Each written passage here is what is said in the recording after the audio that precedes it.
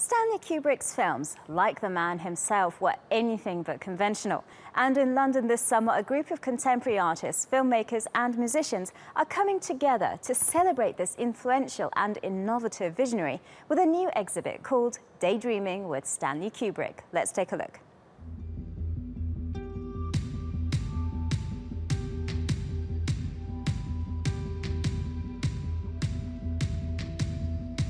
Stanley Kubrick, an icon who inspired a generation of filmmakers.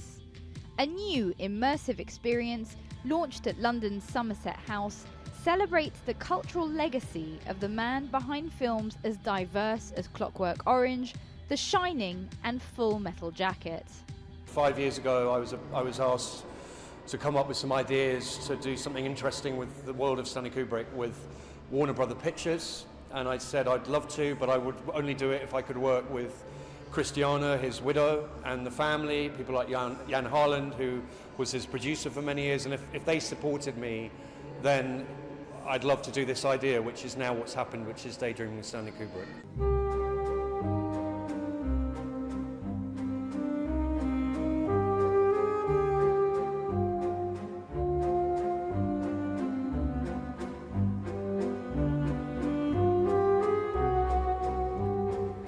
45 artists each respond to an aspect of Kubrick's work, or to the man himself, through sculptures, paintings, music, and even smell.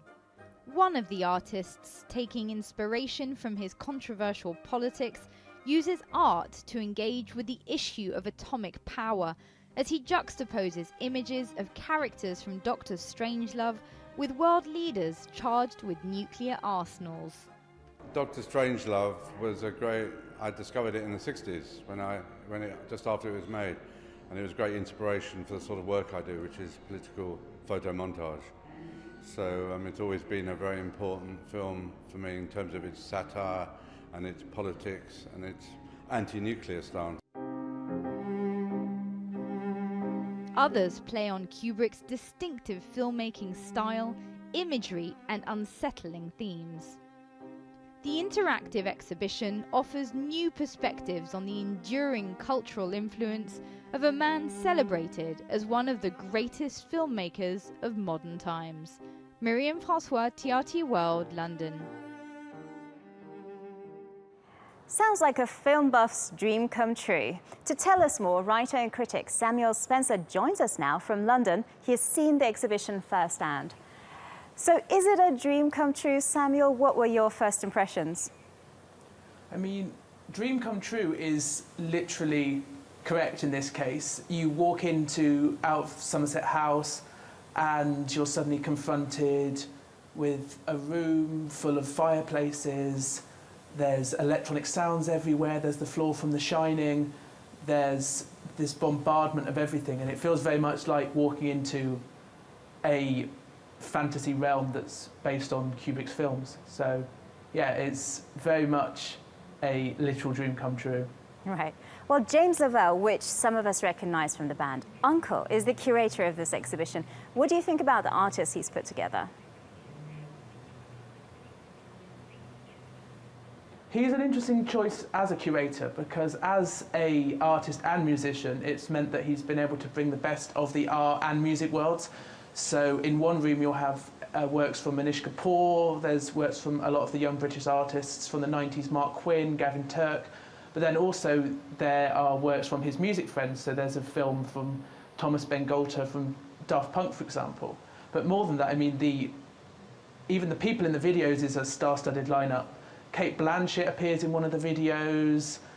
Another one is a 4-wall immersive piece that has Joanna Lumley in it and Aidan Gillen from Game of Thrones. So he's really amassed an amazing group of people all ready to pay tribute to the great director. Right. Well, just like putting different worlds together, there are also different mediums used by artists in the exhibition, from installations to sound art. Do they work well together?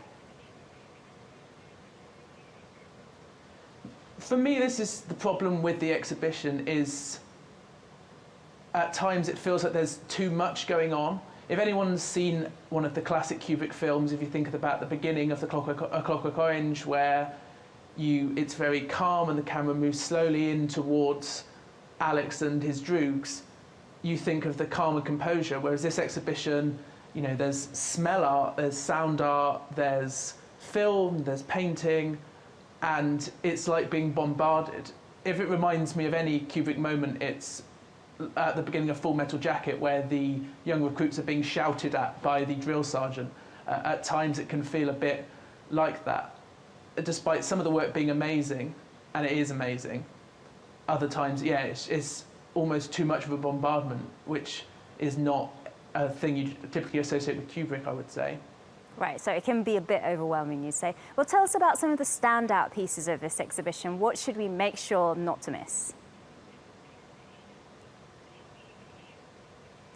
Well, it's funny actually, because I've said that it feels too bombarding, but the work that I thought was the most amazing was probably the most bombarding piece. There is a piece by a digital artist whose name I'm going to get, I think, horribly wrong, but it's Norbert Schörner, and he has created a virtual reality version of the spaceship from 2001, which I haven't stopped thinking about since I saw it, and anyone who has a chance to see it, who loves the film 2001, needs to see it, because it's an incredible way to see the film, and you'll never think about 2001 in the same way. Another great work is by Nish Kapoor, who's worked with a sound artist called, I'm going to look at this one, Haroon Mirza, who together they've created this piece that's a silver dish, which is a very Kapoor piece, but it has this weird electronic sound which sort of disorientates you and makes sort of things reflect off the mirror weirdly, and it's a bit like entering the star field of 2001, the nearest I guess you could get to that without physically entering a star field. And the last piece that I think everyone should see is a little bit lighter hearted, but it's a recreation by Paul Fryer of the end of The Shining, where Jack Nicholson is frozen in a fridge, but instead of Jack Nicholson, it's a very lifelike waxwork of Stanley Kubrick himself, which is a funny end to a very heady exhibition. Well, Samuel Spencer, thanks so much for joining us on Showcase.